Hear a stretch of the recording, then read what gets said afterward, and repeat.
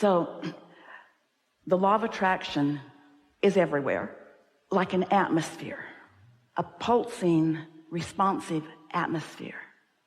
And you all, us too, but you all are entering in. You can never enter out. You can never exit the sphere of it. But let's say you walk into a new room.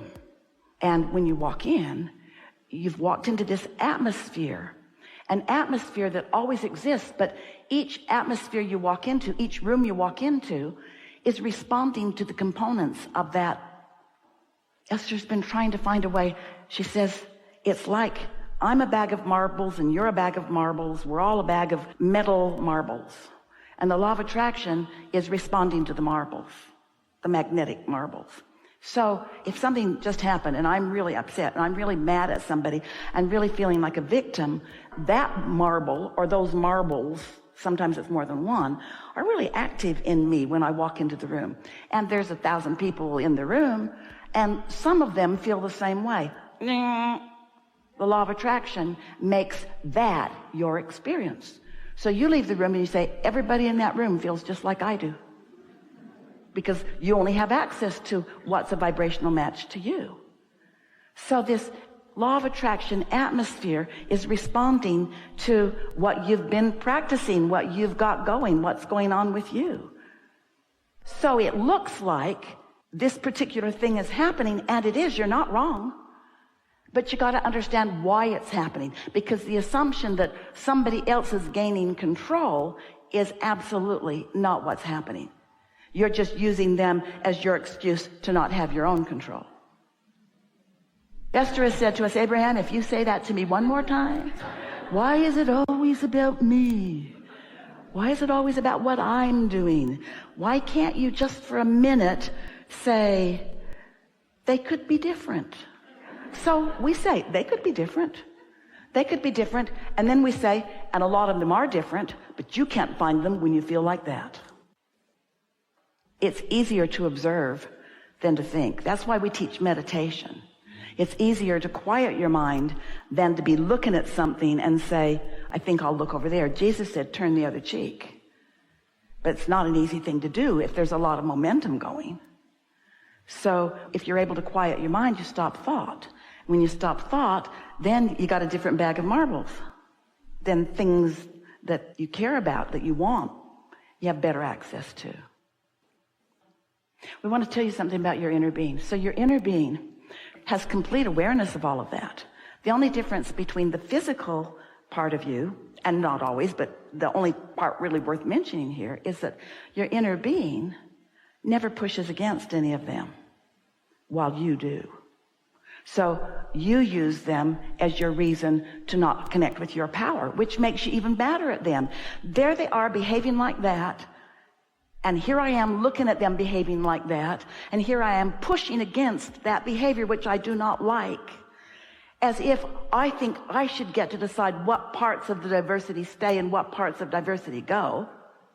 And as I push against any part of it, I disconnect from my true power, and then I'm even more upset with them. Law of attraction is leading you to whatever's most active in your vibration. Esther finally decided she has a few different places that she can be, and all of them have a lot of televisions. All of them. She has a little apartment in California, and there's 3 televisions in it. It's little. You could hear any of them from everywhere. But there are 3 televisions. And Esther is thinking, she remembers some years ago, Jerry and Esther became very good friends with Burl Ives. Some of you know who he is. And he had a beautiful home on a ocean front and spent a lot of time in a little room with a big television. And he said, it's my window to the world. And Esther thought, yeah, that's what it is. She doesn't feel quite the same way about it now, because it's a window into a whole lot of programming that is slanted toward those who push hard against things, because that's always the biggest audience. And why? We talked about that earlier. Why do you push against things? Why is it easier to join some really strong, unwanted thing than it is to start with something that you might be interested in. That's got momentum, and that feels like power. It's compelling. So what do? Here's what we would do. Start by acknowledging, I'm an extension of source energy, and I'm here for all good reasons. I'm here to live and to create and to expand. Just start with those easy to find matches. And then say to yourself, and I live in a very diverse environment, just like I planned, with lots to choose from, because I want to figure out what I most like to eat and how I most like to feel and the things that I'm most interested in. And so here it all is, this big palette of choices. And I get to make them. Now, you all are in a position where you could start practicing that thought and accept it. Little kids can't really do that because they've got big people guiding their behavior and their direction and their attention more. But you're past that. And yeah, you've got some old habits of catering to others. We call it calibrating to humans. We call it conditional love. If I behave this way and I get a good response from you, then I'll perform for you because your response to me feeds me in some way. It does, doesn't it? But what we want you to remember is what's really feeding you is your source, your inner being. And you're being fed even while you're pinching it off. You're still being fed even while you're pinching it off. You're still being fed with this avalanche of well-being and clarity and love, even though you may be pinching it off. So then as you stand in your human beingness and you say, okay, I'm starting to get this.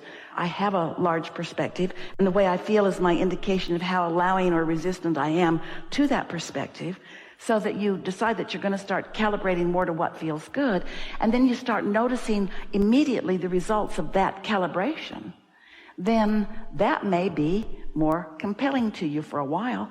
Esther starts over every single day, and every single day somebody misbehaves and she loses her way for a minute. There's just a lot going on out there. And you don't want to be oblivious to what's going on. It's all right to say no to that, because when you say no to that, you're saying yes to something else.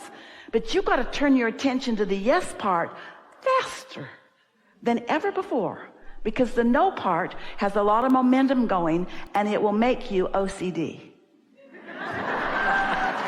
There's a lot of momentum going. There's a lot of momentum going. So you have to really, really care about how you feel. And you know what? We love you so much. We love you so much. You're not good at that.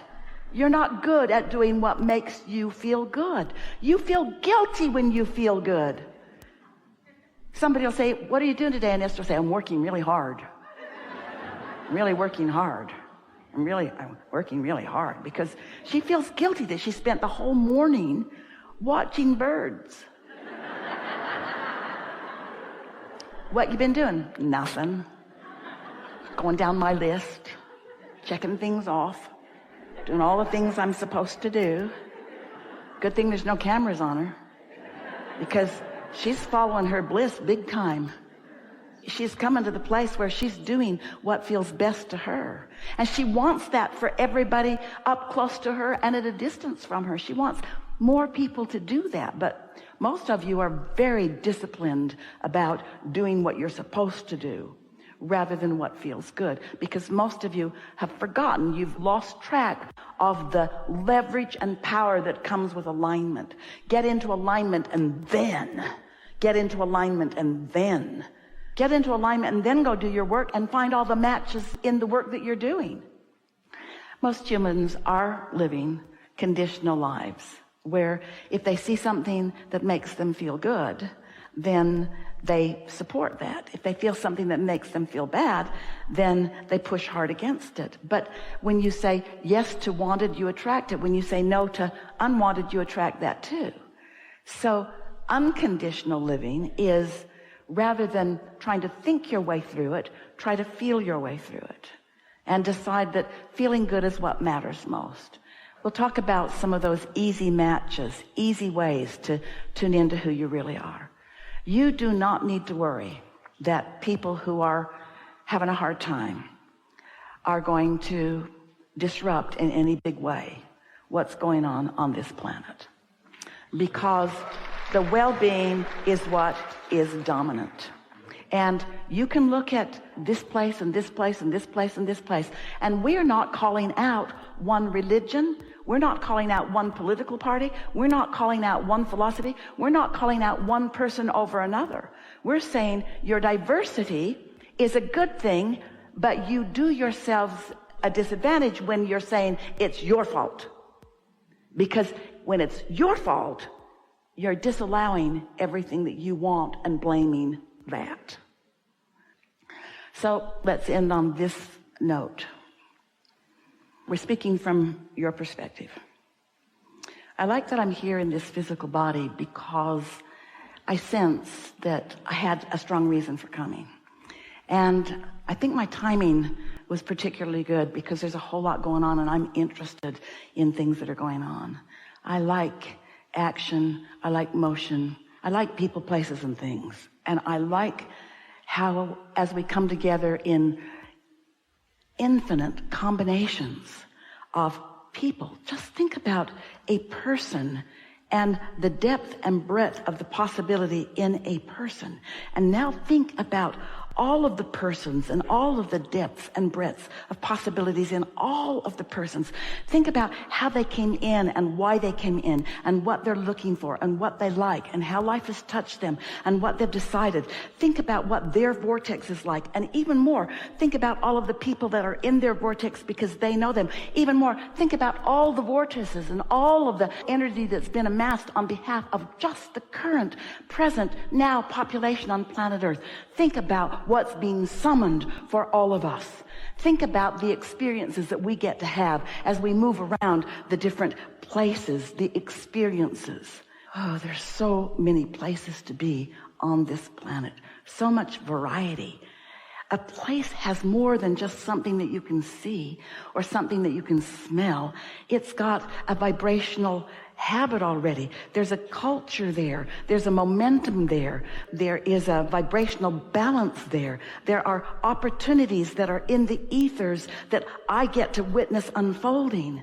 The possibility of me rendezvousing with a person or with people in a place or in places at a point in time when they are allowing something that's in their vortex to manifest in their experience is an awesome opportunity. It's something that could happen in every moment of my existence in this physical body.